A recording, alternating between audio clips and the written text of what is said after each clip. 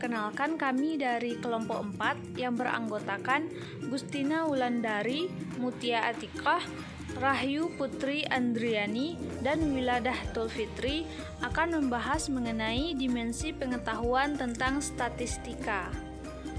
Untuk KD atau kompetensi dasar yang kami pilih yaitu menganalisis data berdasarkan distribusi data, nilai rata-rata, median, modus, dan sebaran data untuk mengambil kesimpulan, membuat keputusan, dan membuat prediksi. Yang pertama adalah fakta. Fakta adalah segala hal yang berupa kenyataan dan kebenaran yang meliputi simbol, lambang, dan komponen. Pada materi statistika, yaitu yang berupa fakta, simbol X bar untuk rata-rata atau min, lambang Mo untuk modus, lambang Me untuk median atau nilai tengah, lambang Q1, Q2, dan Q3 adalah lambang kuartil, D untuk desil, P untuk persentil, N untuk jumlah data, P untuk panjang kelas interval, F untuk frekuensi, H untuk hamparan, SR untuk simpangan rata-rata, Xmax untuk nilai data tertinggi, dan Xmin untuk nilai data terendah. Materi selanjutnya mengenai konsep. Konsep adalah segala hal yang berwujud pengertian-pengertian baru yang bisa timbul sebagai hasil pemikiran, meliputi definisi, pengertian, ciri khusus, hakikat, inti atau isi, dan sebagainya. Contoh konsep pada materi statistika yaitu diantaranya statistik adalah kumpulan informasi atau keterangan yang berupa angka-angka yang disusun, ditabulasi, dan dikelompok-kelompokkan sehingga dapat memberikan informasi yang berarti mengenai suatu masalah atau gejala. Datum adalah keterangan yang diperoleh dari hasil pengamatan atau penelitian berupa angka.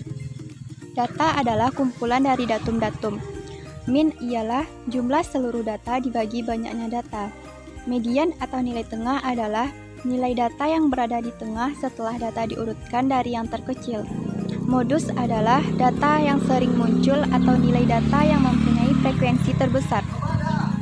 Kuartil adalah ukuran yang membagi data terurut menjadi 4 bagian sama banyak. Desil adalah ukuran yang membagi data terurut menjadi 10 bagian yang sama. Persentil adalah ukuran yang membagi data terurut menjadi 100 bagian yang sama. Rentang atau disebut juga dengan jangkauan adalah selisih antara nilai data terbesar dan nilai data terkecil. Hamparan adalah selisih antara nilai kuartil ketiga dengan kuartil pertama. Simpangan kuartil adalah setengah hamparan. Dan yang terakhir, jangkauan interkuartil adalah selisih antara kuartil atas dan kuartil bawah.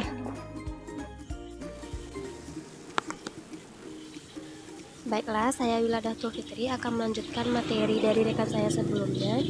Yang ketiga yaitu tentang prinsip. Prinsip adalah pernyataan yang biasa dikenal sebagai aksioma atau dalil. Aksioma atau dalil merupakan pernyataan yang harus dibuktikan.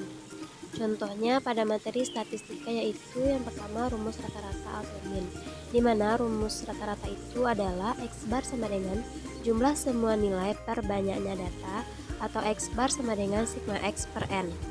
Yang kedua, rumus nilai tengah atau median. Jika banyak data atau N ganjil, maka rumusnya adalah nilai data Kn ditambah 1/2.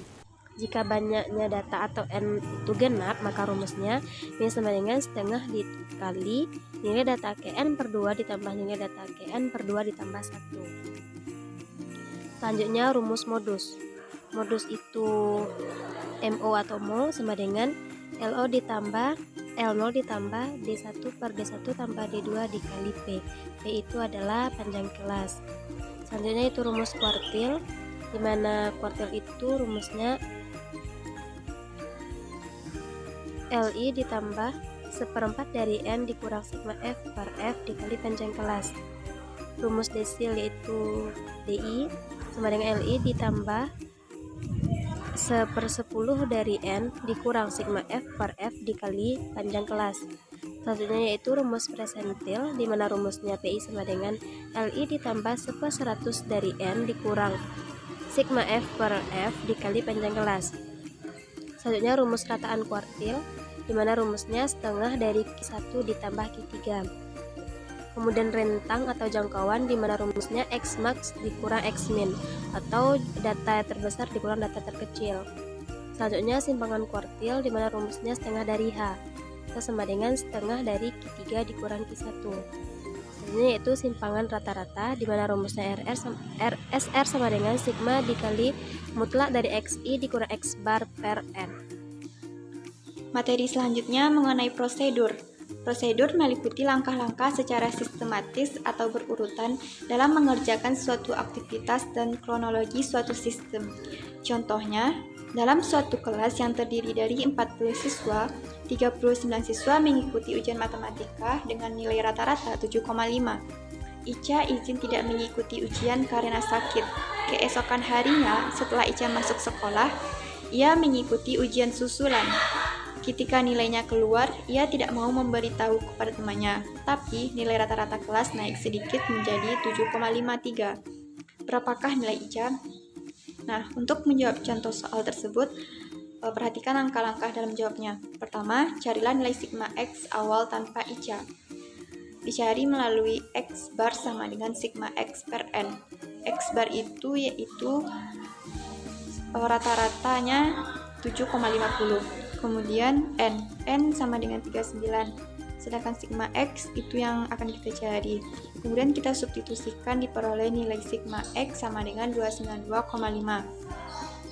Kemudian cari nilai Ica pakai rumus rata-rata. X bar sama dengan X ditambah sigma X per N. X bar tadi nilai rata-rata Ica 7,53 sama dengan X yang akan kita cari, dan sigma X sama dengan 292,5 per 40. Kemudian kita lakukan operasi, diperoleh nilai X sama dengan 8,7, sehingga dapat nilai Ica adalah 8,7. Itulah penyampaian materi dari kami mengenai dimensi pengetahuan materi statistika. Saya sudahi dengan Assalamualaikum warahmatullahi wabarakatuh.